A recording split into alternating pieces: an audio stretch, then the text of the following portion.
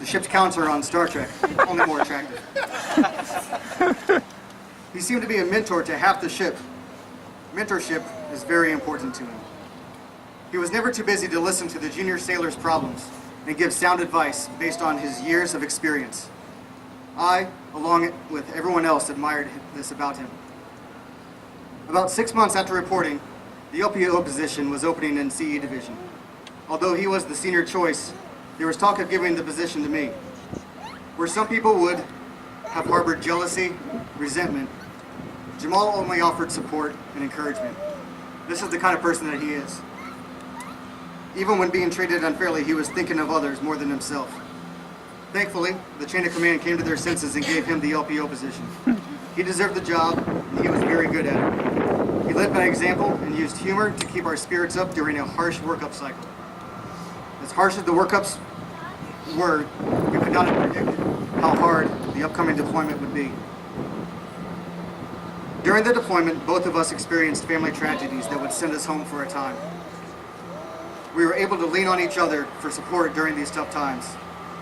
In his case, the ship did not pay for all of his travel, so Jason, or the IC-1 Willink, came to me with an idea of taking up a divisional collection to help pay for Jamal's travels. This was on a strictly volunteer basis. When people outside the division heard what CE Division was doing, for Jamal, they wanted to help too.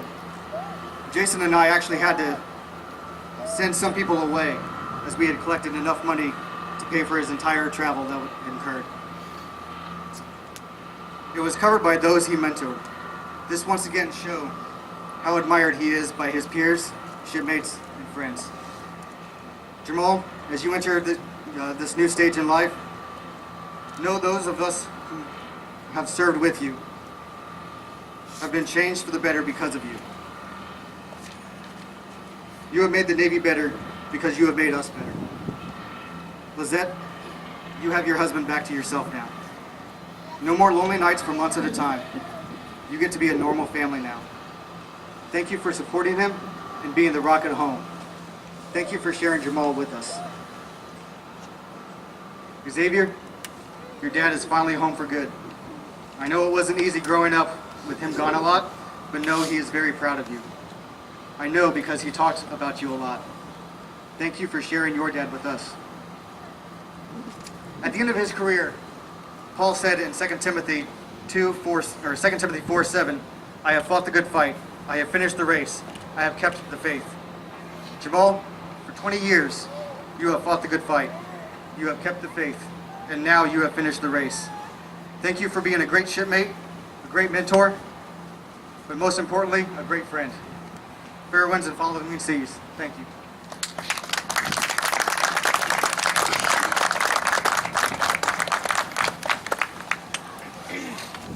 Thank you, ET1. Next guest speaker is Mr. Marcos Pena.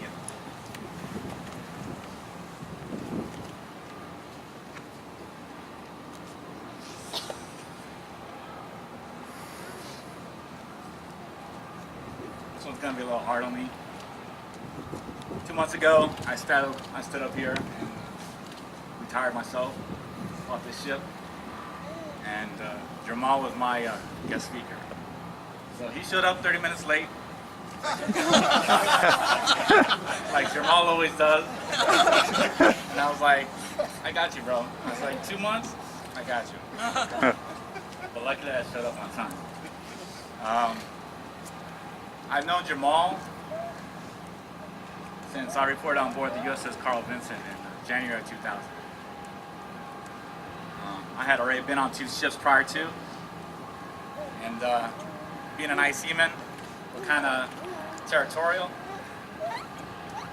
So when the new guy checks on board that ship, he's like, everybody's like, okay, we'll leave the new guy alone to see what he's about. But Jamal never did that to me. He pretty much took me in, and we've been brothers ever since. I only had a short time to work with him, but I've been there for the best of times with Jamal, and I've been there for the worst of times with Jamal. I still remember Xavier being like 2 months old, and I've seen him growing up to be a young man.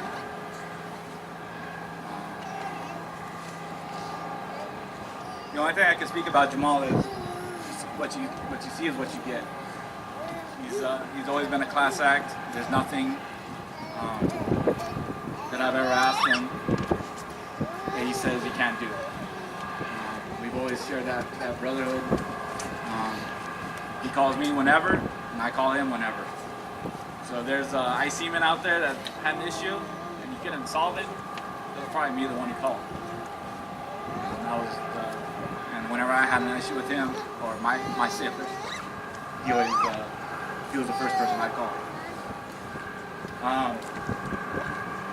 If there's anybody in the Navy that I would ever serve again with, it'd be Jamal, hands down. The only person.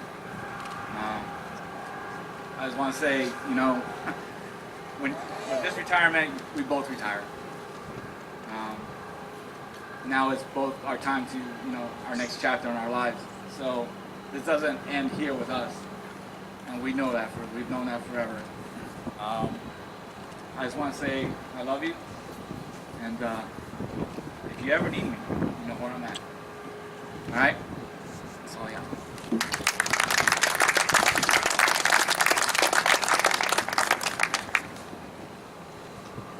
Thank you, Mr. Pinion. Now, Mr. Oliver Quinn.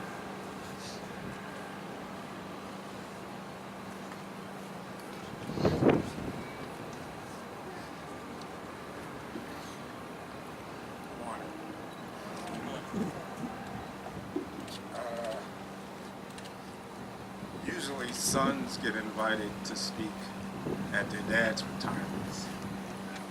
Jamal always has a way of putting a twist on things. I listened to the comments that were made this morning, and we're all very appreciative of them. Kind of wish that some of those characteristics had shown themselves when he was Xavier's age, but better late than never. It's challenging for a number of reasons to do this morning. One reason is that Jamal has become this just awesome wordsmith. And so speaking on the same program with him is challenging. I can't claim that I taught him that. I'm really still trying to figure out where it came from. And again, where was it in high school? But we're very proud of it. Jamal is our legacy.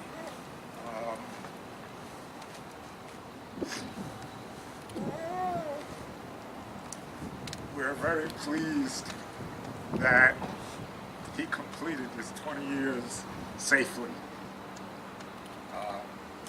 This is very different from when he graduated from boot camp.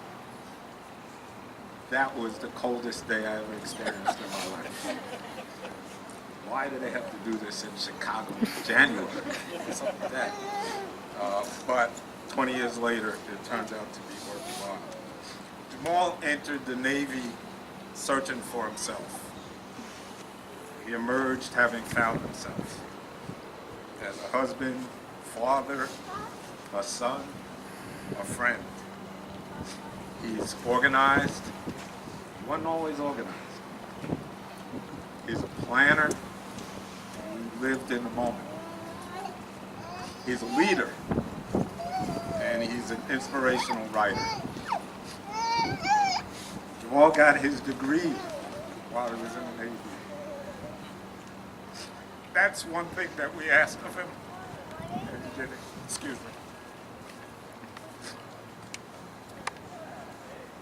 It's intimidating to leave a culture that you've been in for 20 years and come into another world that you left a long time ago.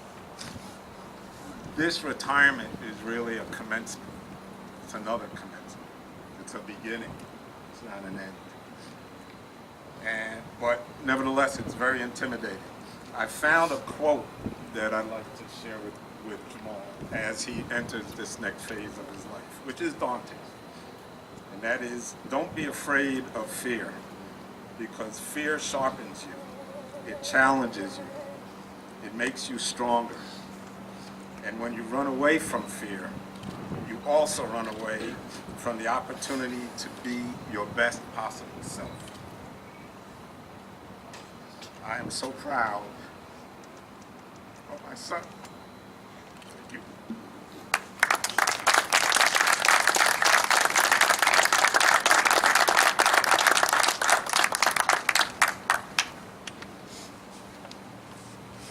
Thank you, Mr. Quinn. LS1 German will now read the Wife's Watch.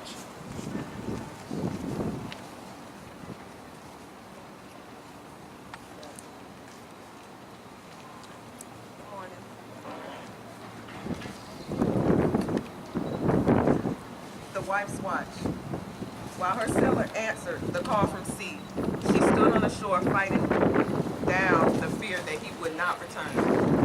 In his absences, she has had to deal with car repairs, home maintenance, financial worries, children's injuries, and illness. All these and more she has taken in stride so that her sailor could proudly serve our nation. Today, the side boys are posted and posted, stands ready to fight. And as she, for so many years, a sailor's wife, stands waiting watching. Soon the train will sound, and her sailor will come ashore for the last time. His watch stands relieved, and so too does hers. We gratefully honor her courage and steadfastness, and offer our best to the both of them for the new life they will now begin.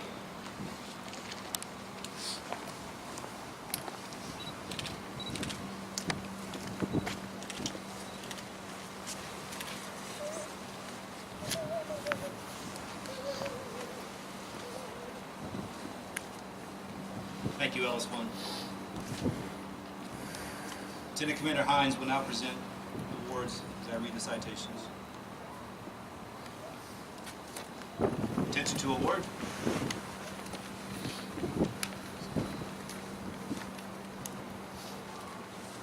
This is to certify the Secretary of the Navy has awarded the Navy and Marine Corps Achievement Medal, Silver Star in lieu of 5th Award for professional achievement in superior performance of his duties while serving as Combat Electronics Leading Petty Officer in USS Laboon from September 2012 to October 2015.